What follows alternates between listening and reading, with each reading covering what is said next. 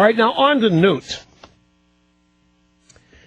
I mentioned yesterday that talked about the phenomenon known as marketing, niche programming in terms of radio programs. There's a lot of that going on. I think it goes on in politics. I think people seek unexploited areas, try to fill a void that exists.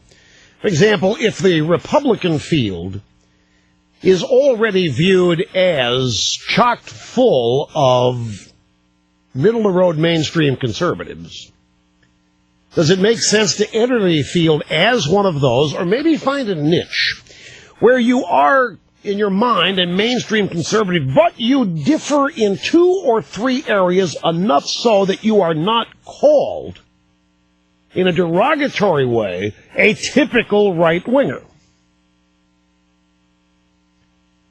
Now, this really, as far as a theory involving Newt, I got a note from a friend of mine who mentioned parts of this to me, got me thinking, energized the little gray cells. You know, it really isn't new what Newt has done here with the throwing of Paul Ryan under the bus, suggesting the mandate, individual mandate is something that has to be considered here in health care. It's not unprecedented behavior for Newt. Not the first time. We had the Newt and Hillary show. We've had the Newt and Pelosi show. And don't forget we had the Newt and Didi Skazafava show. If you've forgotten, Newt was right down the line with the party apparatchiks in New York 23, Didi Skazafava. I mean, as rhino, liberal Republican as you can get. And there was Newt right in there supporting her over the conservative alternative in that field. Now, of all the things we know about Newt Gingrich, we know that he's not stupid. What do you think as he looks at the Republican presidential field and the whole prospect here of the presidential election? What do you think he really thinks about his prospects?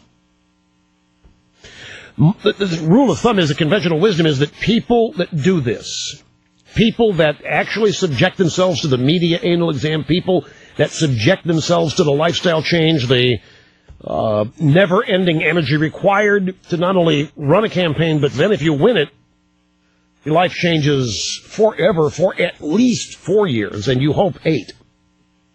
People that do this don't generally do it hoping to lose. Now, some of them do it knowing they're not serious. They're using it for other reasons, to make themselves known, to have on their resume former presidential candidates, so they get invited as never-ending revolving guests on cable shows. And so that the graphic will be former presidential candidate. But people who enter the race, who are serious about winning it, are a different breed. They believe that the country cannot do without them. Their egos are massive. It has to be that way. The people who are serious about it. People who are serious about it are genuinely disciplined people as well. They understand that you can blow the whole thing wide open in a matter of seconds with one ill-timed, ill-fated comment. They understand this. Now, my theory is based on the belief that Newt knows his chances of winning the nomination are tiny. If I'm wrong about this, then the rest of the theory falls apart. And I have to remind you, I've spoken to him about this. And when I spoke to him about it 6 weeks, 8 weeks ago, I mean, he was of the mind that it was already done. Winning a nomination was a formality. The field was weak. He was head and shoulders above anybody in the field, in his mind, so had to go through the nomination process, but in his mind, that was a fait accompli. He was already planning his campaign and life as the nominee at this breakfast. And he went down a list of things issue-wise for me that detailed his stance on various issues and ideas. But what if he isn't serious about winning it? That's where my theory evolves, and I'll share it with you after this brief but obscene profit timeout here on the EIB network. Okay, so what's the niche? What is the niche right now in the Republican presidential field that Newt might see needs to be filled, or that he wants to fill? What's the niche? What's missing in the Republican field right now? Announced. The McCain wing, the moderate. Don't me. Pawlenty does not. Pawlenty is trying to move away from that. You might want to say Pawlenty's Rhino. Daniel's not officially in yet. You might want to say Pawlenty's Rhino, but he's moving away from it. He's apologizing for cap and trade. He's apologizing for a number of things he had to do as the governor of a liberal state. Pawlenty is clearly aiming at aligning himself with the Tea Party, with conservatives. Romney, no, Romney's not out trying to be McCain. There's nobody in the field right now trying to be McCain. Okay, stick with me on this now. Because again, this is all predicated on my belief that Newt doesn't expect to win. If I'm wrong about that, then all of this is, of course, worthless. So I do have that caveat. If he's really in this to win, then this that I have evolved or developed here is not so much accurate. But he is running a campaign. I mean, that stuff he said about the budget and the mandate and Ryan and right-wing, social engineering and stuff, that is not intended to resonate with Republican primary voters. And he knows now that it doesn't. He got taken to the cleaners by somebody. Where was he yesterday? I've got the bite here somewhere. It was in Iowa. And he got taken to the cleaners by an average voter. Here, let me play audio soundbite 3. This in Dubuque, Iowa yesterday. On the campaign trail, unidentified guy and Newt had this exchange about Newt's criticism of Paul Ryan's budget. Mr. Gingrich, what you just did to Paul Ryan is unforgivable. I didn't do anything. Yes, you did. You undercut him and his allies in the House. No, You're an embarrassment to our party. I'm sorry you feel that way. Why don't you get out before you make a bigger fool of yourself? Sorry you feel that way. Okay, so that's what he ran into in Iowa yesterday. So he has to know now, after that his belief on not being a part of right-wing social engineering, which is a slap at Ryan, he has to know that that's not going to resonate with the Republican primary voters. He knew it before he made the statement.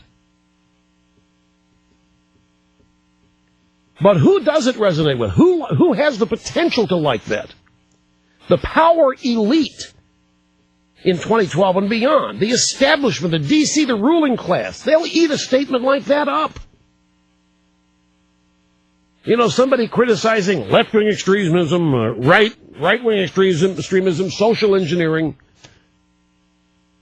If Newt can provoke attack from the conservative Republican contenders, and even from the rank and file of voters, by trotting on their sacred cows, which is what he did, there's no denying he trod on some sacred cows as defined by this campaign.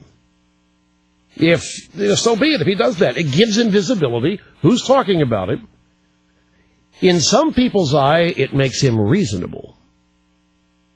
With this crowd that I'm talking about, it's a resume enhancement to be criticized by me. And he rises above the field with this kind of stuff. Now, I'm not going to win the nomination with this strategy. We all agree with that, right? I'm not going to win the nomination with it. So what's he doing? This gives him a slim chance at something else. And in his mind, it could have him perfectly hedged. When he loses, he could end up being, like McCain used to be, the darling of the establishment, media, corporate, academic. McCain was until he ran and then abandoned them. He was out there proudly saying the media is his base until it came time to run. When it came time to run, McCain abandoned all that and tried to become one of us. Newt's doing the exact opposite. When it comes time to run, Newt is heading to that place that McCain used to be. He could end up, for example, on the Aspen Institute board. He might get a professorship at the Kennedy School. He might be added to the board of directors IBM or what have you.